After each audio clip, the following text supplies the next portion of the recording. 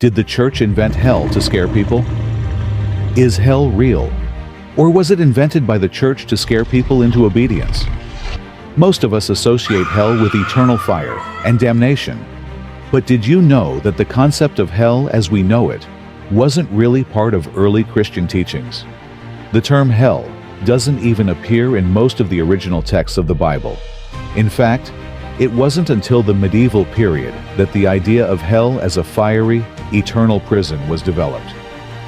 Early Christian writings, like those of the Apostle Paul, focus on spiritual death or separation from God. But by the Middle Ages, the church began to develop a much darker vision of the afterlife.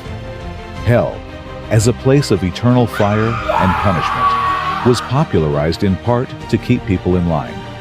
Church leaders used the threat of eternal damnation to control the masses, making them fear sin and encouraging them to follow church doctrine. One of the most significant works to shape our modern view of hell was Dante's Inferno, written in the 14th century. This work painted a vivid and terrifying picture of hell, which heavily influenced Christian theology for centuries. But many scholars argue that this was less about spiritual truth and more about creating a dramatic, fear-based narrative that kept people dependent on the church. So, if hell wasn't part of early Christian teachings, what does that mean for the way we view the afterlife today?